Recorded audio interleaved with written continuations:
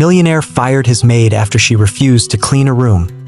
Then he found what she was hiding. The rain poured down on the windows of the biggest mansion on Oak Street. Inside, Mr.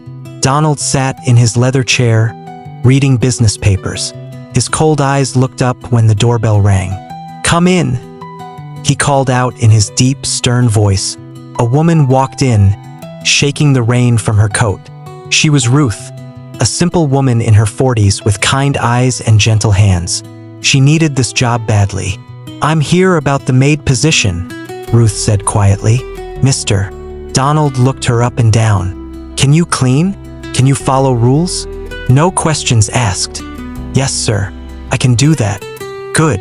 You start Monday. $8 an hour. Clean everything. Every room. No exceptions." His voice was like ice. Ruth nodded. She needed the money. Her own children were grown, but she still had bills to pay. This rich man's house would keep her going. Monday came fast.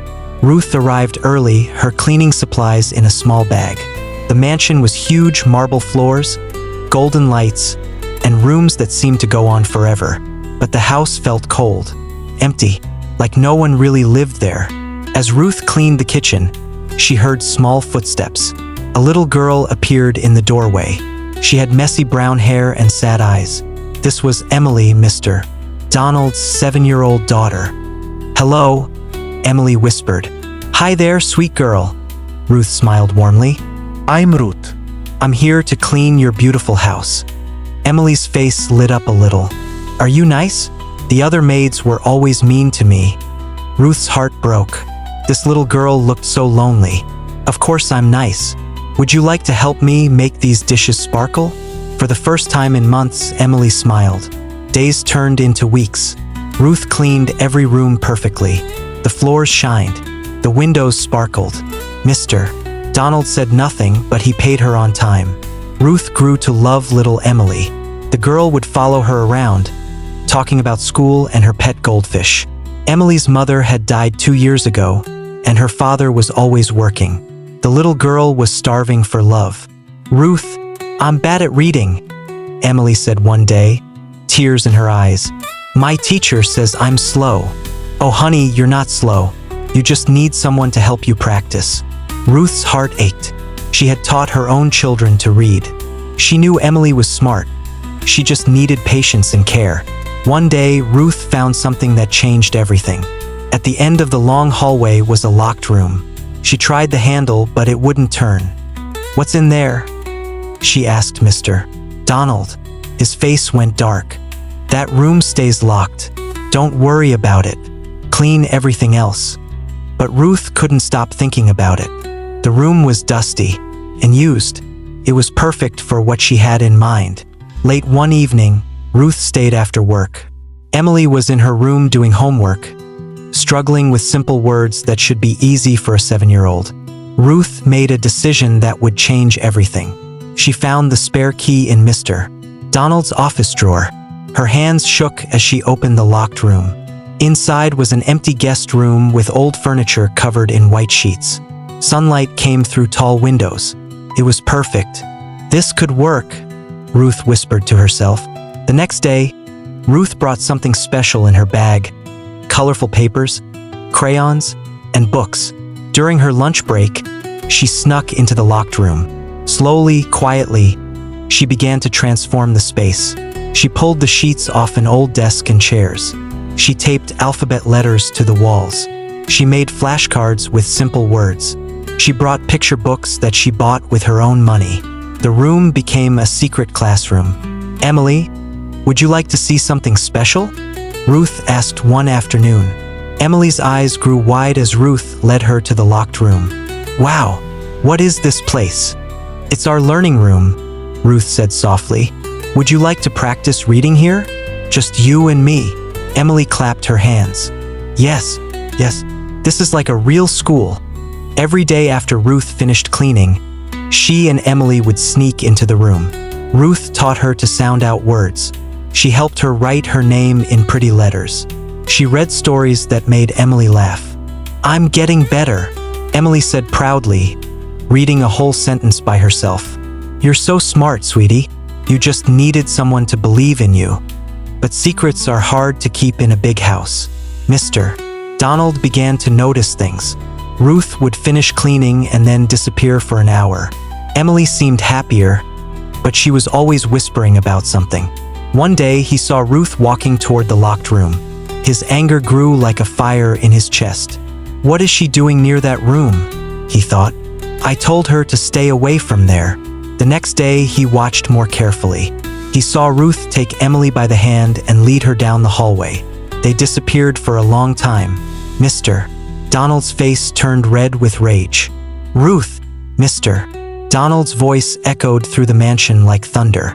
Ruth ran to the main room, her heart beating fast. She could tell he was angry. Yes, Mr.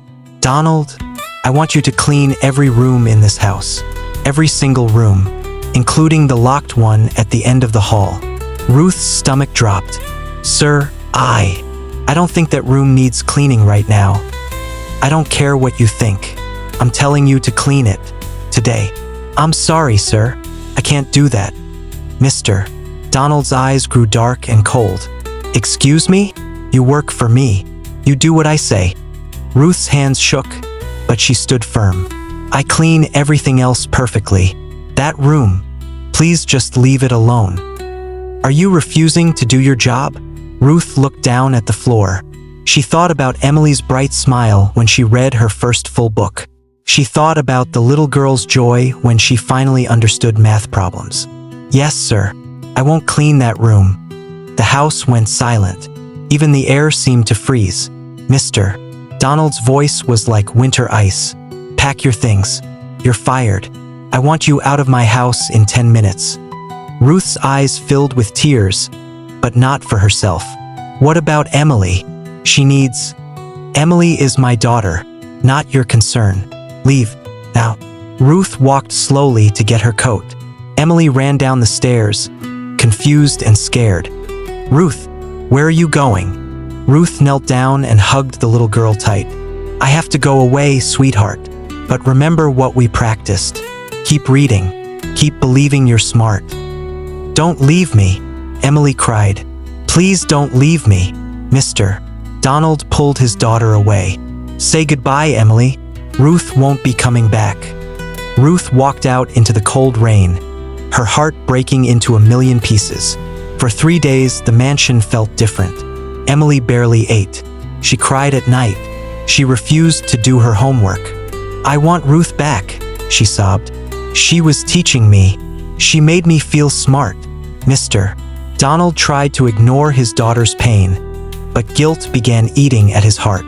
What had Ruth been hiding? Why was Emily so upset? On the 4th day, his curiosity became too strong. He walked to the locked room and stood outside the door. His hands shook as he put the key in the lock. What was she doing in here? He turned the handle and stepped inside. What he saw made his legs go weak. The room was beautiful, warm, full of love. Alphabet letters covered the walls in bright colors. A small desk held stack after stack of Emily's schoolwork, and it was good work. Much better than anything she had done before. There were flashcards with words Emily had learned.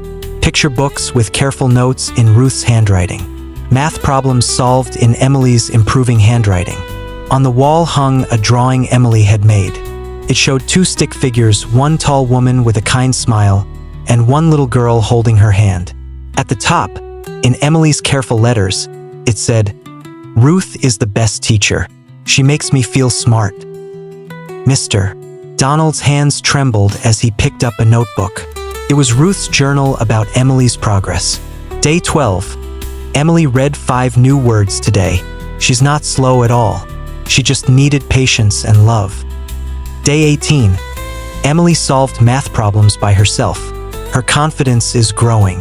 She smiles now when she learns. Day 25.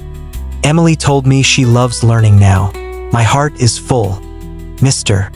Donald sank into a small chair, tears streaming down his face. Ruth hadn't been stealing or breaking rules. She had been giving his daughter something precious, the gift of learning, the gift of believing in herself. And he had fired her for it. Mr. Donald ran to his office and grabbed the phone book. He called every cleaning service in the city.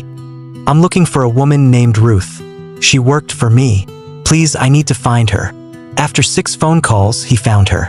She was working for another family across town. He jumped in his car and drove like the wind. Ruth was washing dishes in a small kitchen when the doorbell rang. Her new employer, Mrs. Chun, answered the door. There's a man here to see you, Ruth. He seems upset. Ruth dried her hands and walked to the door. There stood Mr. Donald, but he looked different. His proud face was humble. His cold eyes were full of regret. Ruth, I need to talk to you. I'm working, Mr. Donald. I can't lose another job. Please, just 5 minutes. It's about Emily. Ruth's heart jumped. Is she okay? No, she's not. She hasn't been okay since you left. And now I know why. Mr. Donald's voice cracked. I found the room. I saw what you did. I saw Emily's schoolwork. I read your notes about her progress. Ruth's eyes filled with tears. Ruth, I was so wrong. You weren't just cleaning my house. You were saving my daughter. You saw something in her that I missed. You gave her something I couldn't give her, the belief that she was smart and worthy of love. Ruth wiped her eyes. She is smart, Mr. Donald. She's so smart. She just needed someone to see it. I know that now. I'm so sorry I fired you. I'm sorry I didn't trust you. I'm sorry I was too proud and cold to see what you were really doing. Mr. Donald took a deep breath. Ruth, I want you to come back, but not as a maid. Ruth looked confused. I want you to be Emily's private tutor. I'll pay you 3 times what I paid before. You can use any room in the house for teaching. You can buy any books or supplies Emily needs. Just, please help my daughter learn. Help her believe in herself. Ruth couldn't speak. Her heart was so full of joy and forgiveness. Will you come back? Ruth smiled through her tears. Yes, I'll come back. For Emily. 1 hour later, Ruth walked back into the mansion. Emily was sitting sadly in the big living room, her homework spread out on the coffee table. Emily, Ruth called softly. The little girl looked up, and her face exploded with joy. Ruth, Ruth, you came back. Emily ran into Ruth's arms, hugging her so tight. I missed you so much. I tried to do my reading, but it was too hard without you. I'm here now, sweetheart, and I'm never leaving again. Mr. Donald watched from the doorway, tears in his eyes. This was what love looked like. This was what his daughter had needed all along. From that day forward, the mansion was different. Ruth moved the classroom to a bigger, brighter room. She filled it with books and art supplies and everything Emily needed to learn and grow. Emily's grades improved every week. But more than that, her confidence bloomed like a flower in spring. Look, Daddy, Emily said proudly, showing her father a story she had written. Ruth taught me how to write about my feelings. Mr. Donald read the story, his heart full of pride and gratitude. The story was called My Friend Ruth, and it ended with the words, Ruth showed me that I'm not dumb. I'm just different, and different things can be wonderful. 3 months later, Emily was reading at grade level. 6 months later, she was reading above grade level. But the real change wasn't in Emily's grades. It was in the feeling of the house. The mansion was warm now. It was full of laughter and learning and love. Mr. Donald learned to listen to his daughter. He learned that being rich didn't make him wise about everything.